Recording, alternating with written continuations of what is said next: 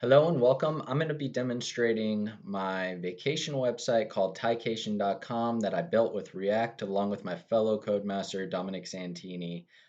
This is a vacation planning website that utilizes a few APIs.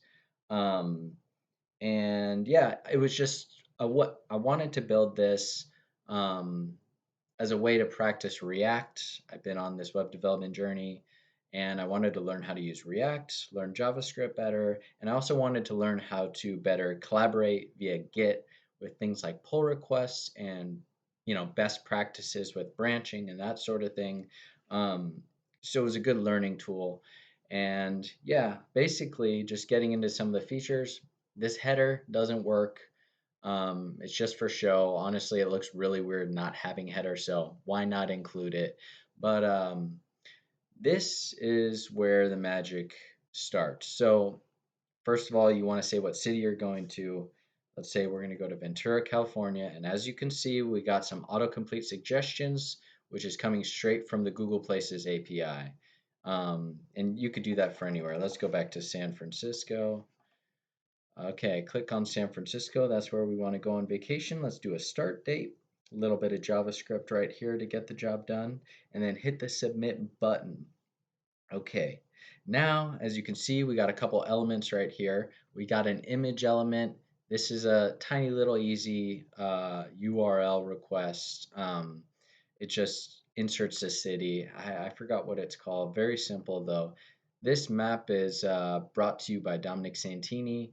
This was his part right here looks great. Got a whole map of San Francisco. Scroll down a little bit.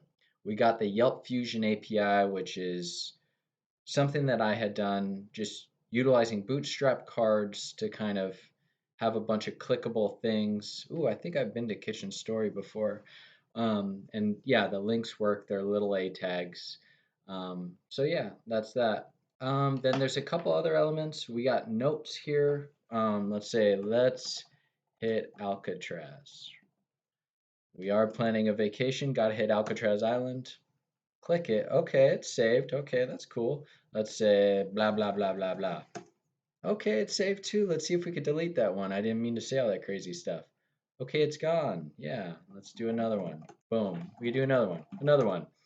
And yeah, it's going to save all the notes in local storage. I'll show the local storage in a second. We'll go through it one more time. And then we've got the itinerary, which dynamically generates each day. It's got an expandable portion. You could say 12 p.m. get lunch. And then the next day, let's say Alcatraz on this day. And then it stays persistent. It's there whether you click it, you can edit it all you want. Pretty cool stuff. Oops, accidentally deleted that. That's all good. And then, so let's show local storage real quick. Um, yeah, this is something where everything's saved in local storage. Let's click. Oh, also the website's dynamic. It using the Bootstrap columns and stuff. So yeah, it's ready for mobile, and you scroll down, the map is still there.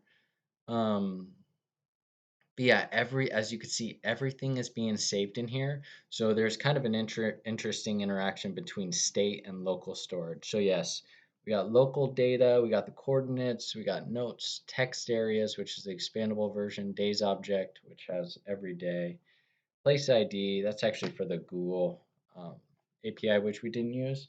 But yeah, that's basically it. Oh, and then let's go back to this one. If we hit new trip, everything is cleared in local storage. So yeah, that's basically it in a nutshell. Just looking at the code, I want to say, oopsies,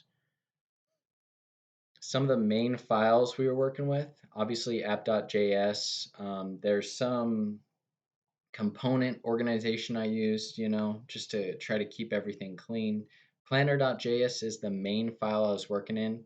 Um, I just want to note that dynamically generating HTML um, is interesting when you need to interact with those unique elements, those specific elements, because you're going to need a way to click on those IDs. So you'll see from me a lot of things where so it will map through something, but then everything will have a specific ID based on that initial ID or index. Um, that was a bit of a complication. And then managing state and saving things persistently in local storage. Um, yeah, so this was the meat and potatoes for me, this planner.js, saving the notes in state and local storage. Map section, this is Dom's API. Search form, places autocomplete. He did some heavy lifting in here. So shout out Dom on that one. Just some things I wanted to improve on. Obviously, this isn't like a production website. Um, I'd probably want to build these out. I'd probably want to make things a little bit prettier at the end of the day. Um, I ran into some issues with course, which as you can see, I got this little. You'll see it in the code, but I need to use this proxy URL to be able to circumvent the course security issues. Um, I'd probably use Firebase for the server as opposed to saving everything in local storage and build that out more. Um, and yeah, I ran into some weird problems. I'm not very familiar with NPM, the node package manager. And I ran into some weird issues with the libraries, but I was able to sort everything out. Yeah, that's basically it for the video. Shout out to Dom. He was huge help. Always a pleasure to work with. He's way ahead of me on React, so he's really helpful with this sort of thing.